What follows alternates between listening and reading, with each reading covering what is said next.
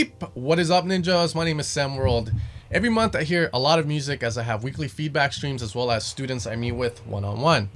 And a lot of the times, while a lot of the issues do have to deal with mixing and composition, one of them is the most overlooked, to the point where every time I mention it, most people just go like, oh, I didn't know that, or oh, that's what?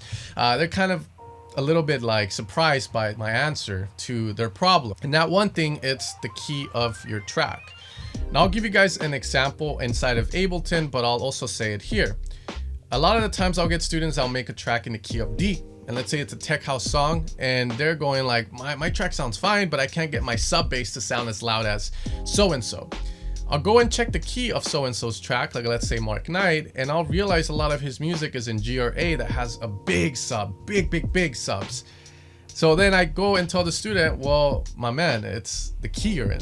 I mean, you're using a key that, while it doesn't have a lot of subs, it sounds dirtier and grimier. So the key of the track is what most music producers, I feel, overlook when they're making their song.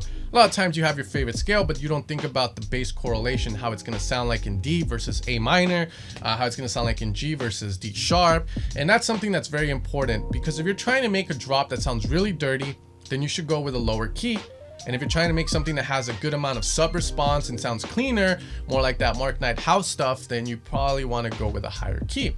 You can also go on Beatport and hear songs in the key of A versus the key of D and compare the sub responses, how it sounds like, the vibe of the song. As always, guys, if you want to support my channel, you can always head over to evilsounds.com, where you can find a lot of my sound design work so that you guys can use these sounds to make the music that you want. And with that being said, let's get straight into the example and the tutorial on why, again, the key of your song should matter and you should be paying more attention to it. So let's dive a little bit deeper into why I'm saying this. Now, again, do not misunderstand me. I'm not saying like if you're in A minor and you go to D minor, it's going to sound more epic and more melodic and more emotional. No, I don't think the key of the track matters for that. What I'm saying is the key of the track really matters in the sense that obviously the lower you go, the sounds react differently. They sound dirtier, more lower, than at more higher. However, there are trade-offs. Now, let's say here I have a sine, very basic, you know, it's a tech house producer's favorite sub. It sounds smooth, clean, and that's what you want. You don't want a dirty response. You just want something subby, like some of those old school house tracks or some of the tech house ones that you hear. Well, if I play something here in A minor,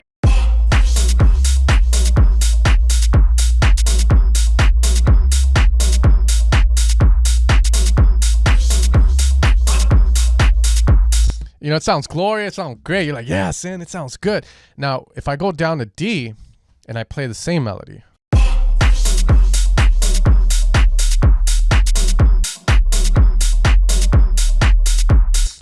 it's not as audible to some of you, and some of you guys might hear it, but the sub, it doesn't sound as huge. Okay, now this is where this happens. Here's the trade-off. A more experienced producer, sound designer will probably be like, you know, we need to add more upper harmonics so that that sub has more presence and it needs to be heard more than felt. So in order to do that, we either one layer a bass that has those mid lows in there and we cut the lows out and let this one take the lows, or we distort or increase upper harmonics on the sine.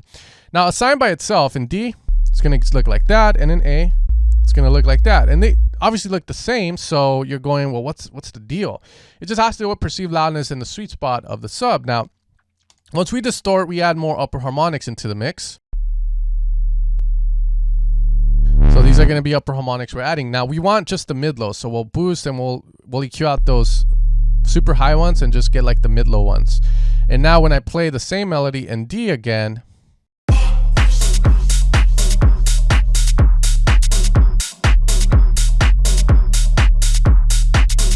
okay, now I can also play this in A and just have the same response here, but again, the sound doesn't sound as dirty and as like, you know, cool, chill. It sounds more like party or subby.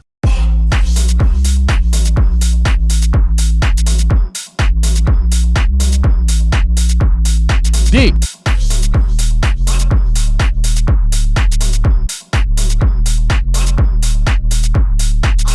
So you can kind of see what's happening there. So in order to get more of that upper, you know, the sub bass audible there, we have to distort it. We have to introduce more mid-lows. That just going to come with more of a dirtier vibe. It doesn't sound as subby as A. But then the trade-off here is that A doesn't sound as dirty as D.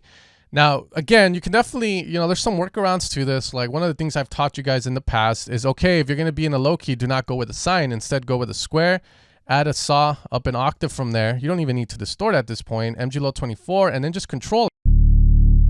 So you get a nice little response like that. Let's arm faces down. That way, we get this.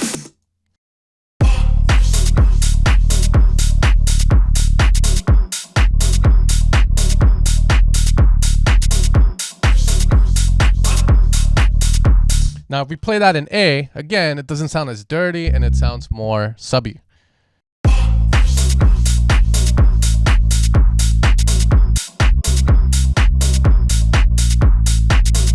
Okay, so again, my biggest thing with this is the fact that, again, a lot of you guys won't pay attention to the key of your track, and you will probably use presets and not even notice that. Most will, but they won't know that, okay, if I want a dirtier vibe, pick a lower key, and a subby vibe, pick a higher key. So the issue with this and why it's most overlooked and why it's kind of damaging is because a lot of people will go D minor, and then they'll compare the sub bass response to a track in A minor, or in a key of A minor, and then they'll try to boost the crap out of the lows to compensate for that. So they'll say, oh, I just boost lows. You know, it sounds louder, but the thing is that key is never going to sound like that. So you set yourself up in a trap and you just don't like the track at the end of the day. So again, the key is very important. It's very, very, very important. If you want that subby response, if you want a track like that in house music, then go with a key of A, G, A sharp, higher one. And if you want to make G house or garage house or Shiba-san house, where it's not a subby, but it's dirty and just like, oh, it has such a garage vibe, dirty, then you go with a key that is lower, like F, E, D. And hopefully that makes sense. I know a lot of people know this, but they didn't know it to that extent. This is why I say the key of a track is very important, and you guys need to pay a little bit more attention to it. With that being said, guys, I hope you guys have a great day. I hope that this kind of teaches you a little bit more about that. And if you had that question before, now it's answered. But again, pay attention to the key.